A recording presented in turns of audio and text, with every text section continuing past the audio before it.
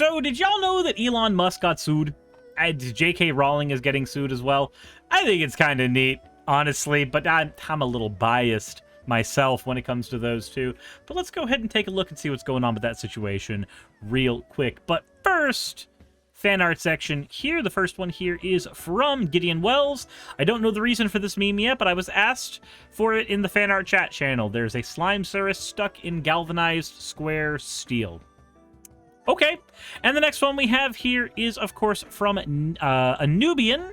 It's a galvanized square steel Chan with a neckcoin. I give up. Galvanized square steel, it saved my buddy Johnny. Completely and totally. Anyway, thank you all for your fan art submissions. Omazy wet, pathetic, tired. Heart monitor is annoying and cooking in the summer is so sweaty. I'm sorry, Bragman. Thank you for the resubscription, but also, I'm sorry that you're having to deal with all that in the chat. How's it going, Eric Knox? That said, let's go ahead and get into today's topic. J.K. Rowling and Elon Musk named in a cyberbullying lawsuit by Algerian boxer Iman Khalif after her Olympic win. All right, let's take a look here. J.K. Rowling and Elon Musk have both been named in a criminal complaint filed to French authorities after alleged acts of aggravated cyber harassment against Algerian boxer and newly crowned Olympic champion Iman Khalif. Nabil Boudi, the Paris-based attorney of Khalif, confirmed to Variety that both figures were mentioned in the body of the complaint posted to the Anti-Online Hatred Center of the Paris prosecutor's office on Friday. So, all right. I did not see that coming, but it is very well deserved because not only is Elon Musk responsible on his platform for a lot of the conversation that happens on his platform, engaging in the moderation of his platform the way he does, it behooves him to do better to try to curb hate speech. And J.K. Rowling, being one of the biggest anti-trans bigots on the planet in terms of money, influence, extension, everything, notoriety, her saying the shit that she did on Twitter about a man beating up women at the Olympics when that's not what happened. It's insane to me that that stuff is able to keep going through on today's Twitter. And of course, Elon Musk said a bunch of that same stuff too, because Elon Musk is anti-trans, because his wife left him for a trans woman, and one of his kids doesn't want to talk to him anymore because she is also trans. In fact, most of the reasons why Elon Musk is anti-trans at all is entirely based on personal spite and scorn. It's very, very sad to me. It's like if somebody got broken up with by a trans woman and then suddenly became an anti-trans bigot because every woman with a penis just made them angry from that point on. We would call that stupid and nightmarishly naive, and yet that's exactly what Elon Musk is doing here.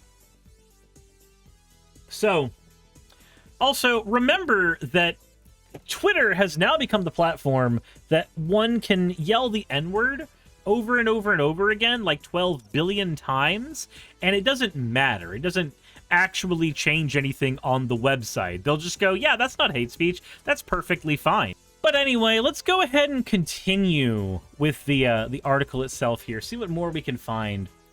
So, in a statement sent to Variety, the Paris prosecutor's office, National Center for the Fight Against Online Hatred, confirmed that it received the complaint filed by Khalif and announced that an investigation had been launched. On August 13th, the National Center for the Fight Against Online Hatred contacted the OCLCH, the Center Central Office for the Fight Against Crimes Against Humanity and Hate Crimes, to conduct an investigation into the accounts of cyber harassment due to gender, public insults because of gender, public insults and discrimination, and public insults because of origin. The lawsuit was filed against X, the website Twitter, actually, which under French law means that it was filed against unknown persons. That ensures that the prosecution has all the latitude to be able to investigate against all people, including those who may have written hateful messages under pseudonyms, says Bodie. The complaint nevertheless mentions famously controversial figures. Okay, here's where we get to the meat of it, I guess. J.K. Rowling and Elon Musk are named in the lawsuit, among others. He said, adding that Donald Trump would be part of the investigation. Trump tweeted, so whether or not he is named in our lawsuit, he will inevitably be looked at as part of the prosecution. Khalif, who on Saturday won the Olympic gold medal in the women's 66-kilogram boxing competition, spent much of the 2024 Olympics in Paris at the center of a noisy and unpleasant controversy about her gender and her gender eligibility that reverberated around the world.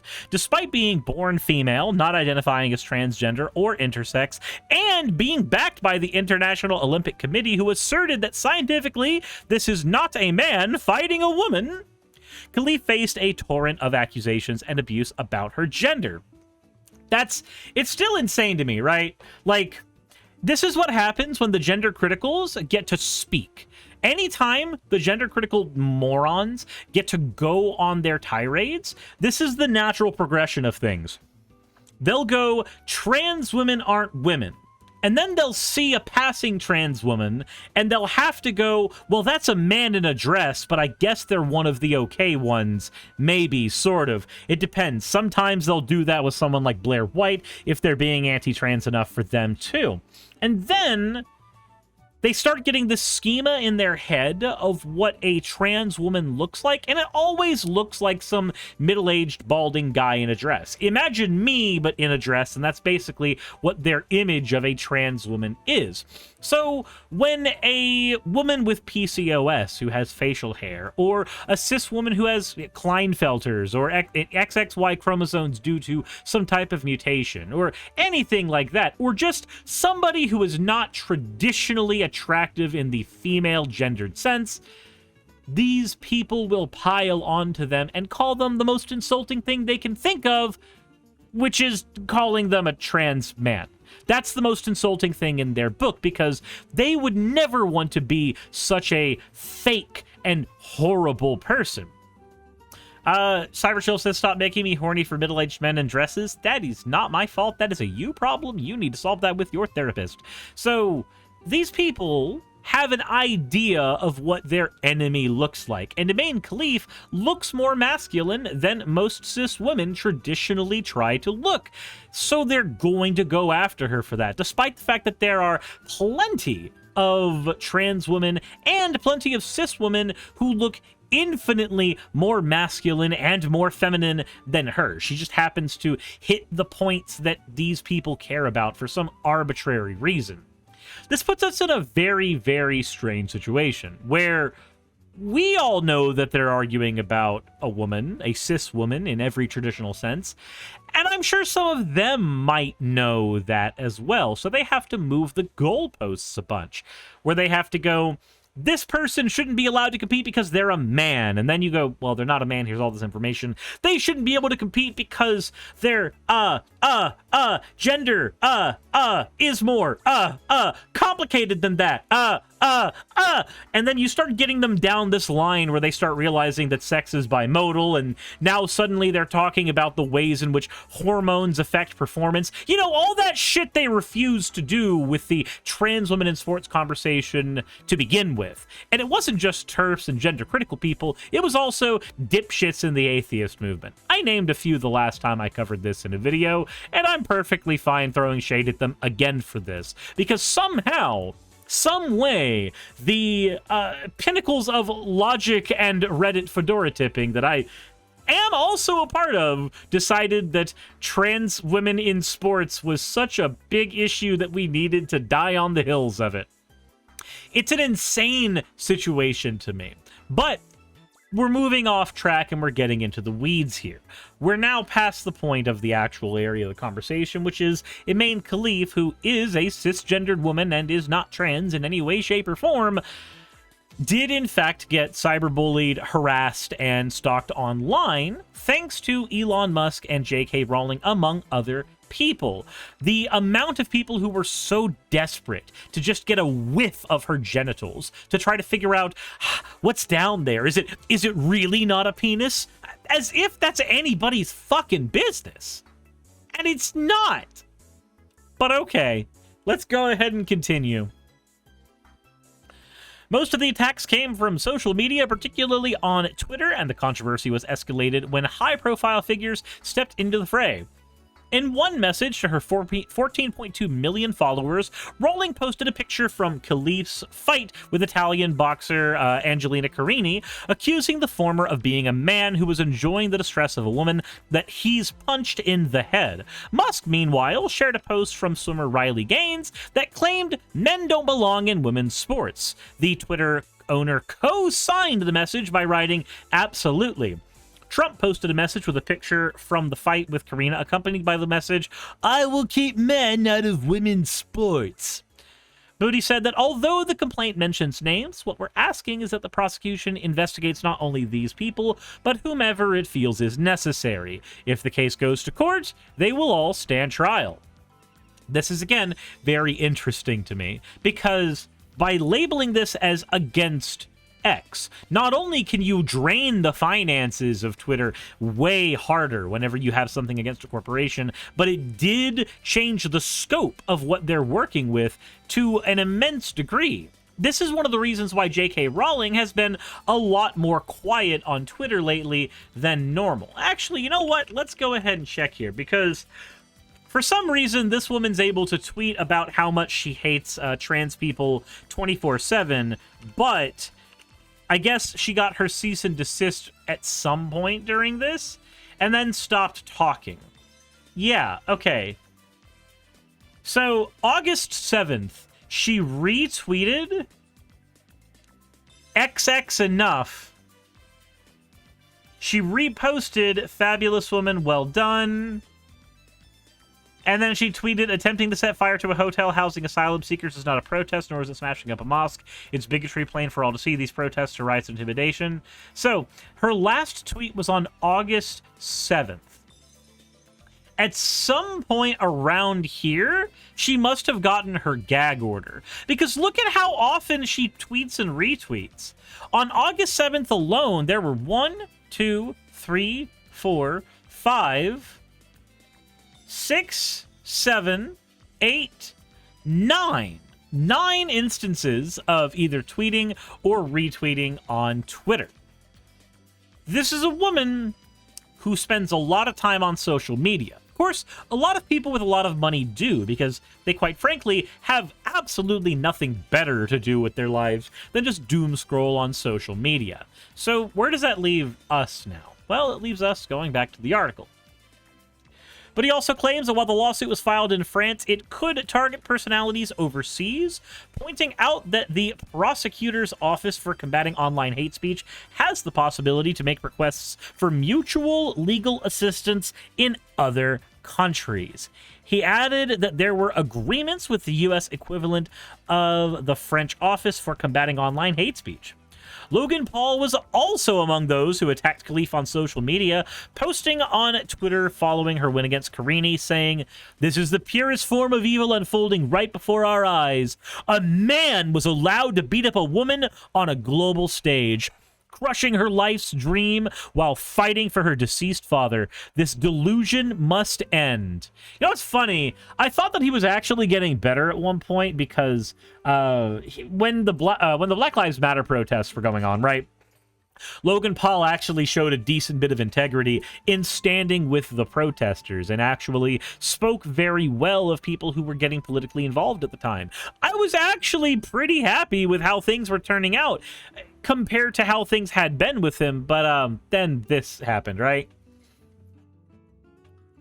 It's kind of saddening. Now, to his credit, though, he did delete the post and then said he might be guilty of spreading misinformation. But for Bodhi, such apologies, including those that Khalif has received personally from prominent figures who tweeted derogatory comments, wouldn't change anything regarding the investigation. The lawsuit is filed and the facts remain. True, because when you are a large figure, you should be beholden to the words that you say. You should be beholden to the fallout of the words that you say. Now, how much that matters is going to depend on the size of the creator and how directed the speech was. But in the case of Amain Khalif, people who have millions upon millions upon millions of followers constantly calling into question her fucking gender and genitalia and chromosomal alignment, nah, That's enough for me to be skeptical of any apologies, especially when it comes to legal prosecution. As for Twitter, Bodhi said the complaint is aimed at the authors of social media posts and not the platform themselves. Okay, I stand mistaken on that one. It is the responsibility. Interesting. I just noticed that YouTube chat is very, very low. Let me change that real quick to get that a little less fucky. Guess I should do that for this text box as well. Why were those text boxes so low? It's so strange. That is very, very awkward. Not a big fan of that. We'll have to move this to where it's supposed to be, and this one. What? Come on. Oh, we'll have to actually change the size of that now, too, I guess. Cool. Anyway,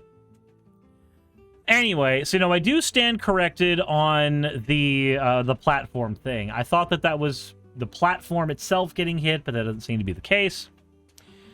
See, it is the responsibility of lawmakers to issue sanctions on platforms, not ours, he said. But he did note that cyber harassment cases were now being taken much more seriously by judicial authorities, and that in some cases there are prison sentences. Khalif's coach, Pedro Diaz, told Variety that the bullying Khalif endured during her run in the Olympics incredibly affected her and everyone around her.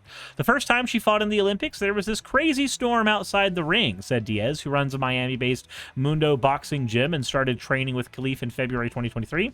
Said, "I'd never seen anything so disgusting in my life," added the coach, who has participated in the training of 21 Olympic champions prior to the Algerian boxer. Diaz says that he asked Khalif to refrain from looking at social media so she wouldn't lose her focus on winning the gold medal. Said she's so smart and has an amazing motivation, adding that her gold medal win felt like the most rewarding victory in my career as a coach. Khalif's complaint for online harassment is actually one of several filed with investigations launched during the Paris Olympics. Prosecutors are also investigating a complaint filed by Thomas Jolly, the artistic director of the opening and closing ceremonies, who said he was the target of threatening messages and insults, and others from DJ Barbara Butch and celebrated drag queen Nikki Doll. Butch claimed that she has received online harassment, death threats, and insults following the opening ceremony. So, the Olympics this year got highly politicized.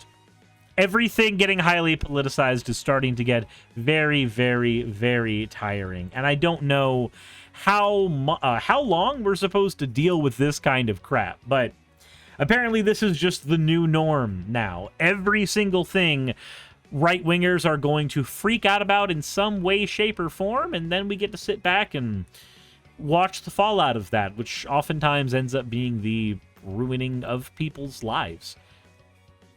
It's honestly kind of depressing, but it is what it is now. This is, again, like I said, the new norm. This is just kind of where things are. Brittle of Lightning says, do you think all this politicization was because Russia was banned, so they funded right-wing harassment? I think that could have played a part, but I don't have any evidence for that. And without any evidence for that, I'm very remiss to try to blame Russia here. Though, it stands to reason that they would certainly attempt to do this. I mean, it's Russia, after all. I don't put anything past them. I really don't. Ron Perlman says, I'm tired of everything being political now. See, the thing is, everything already was political. Like, where we're sitting right now, everything already was political. It's the forced polarization politically of everything that's my big problem, though. Like, the Olympics should be able to just be a sporting event that has its political moments, but somebody's existence at the Olympics shouldn't be this giant rallying cry for people and politics to be freaked the fuck out about. But I don't know. It's very, very tiring. And the side that doesn't like everything being political are the side who engage in the politicalization of it the most. Blaze Bunny says, just more Christians freaking out about nothing. Yeah. There's a lot of that going around. It's very, very frustrating. It's very annoying, but at the end of the day, what are you going to do? I look forward to seeing how this particular situation pans out. I look forward to seeing how the lawsuit goes, and I would hope that it ends up going far enough to do significant good in this particular conversation. And significant good may just look like significant damage to the people involved. I don't know, though. We'll have to see. Only time will tell. That said, let me know what y'all think in the comment section below. Hit the like button if you haven't already, and as always, everybody, insert end of video tagline here. Hey, just wanted to give a quick thank you to all of my wonderful patrons who help keep me afloat and help keep this channel going. YouTube and Twitch are wonderful platforms, but at the end of the day, stability is not one of their strong suits. If you want to support my channel, then obviously Patreon is one of the best ways of doing that. Link is in the description. But I do want to personally thank everybody who has contributed to the channel. Those people would be Red Joker, Purple Poundini, Jemshin, Britzkrieg, Jupe the Malignant, Michael, Ravalern, Mabbity Babbity, Astral Frontier, Autumn and Angel, Nixie Chan, Mark Anthony, Victorian Alchemist, I'm not saying the last part of that, and you know that. Arcton Arclacier, Kiratorian, Dren Hadamata, Jordan M, John L, Lord Bleck, Smiling Game Master, and Fireshard. And everyone else who supports my channel and lets me do what I do full time. This is a dream job of mine that I never believed that I would be able to take full time, and with your help, I've been able to do it. So thank you so very much for that. Thank you for watching the video. I hope you all enjoy, and I hope you all are having a wonderful time. I will see you all in the next one, hopefully.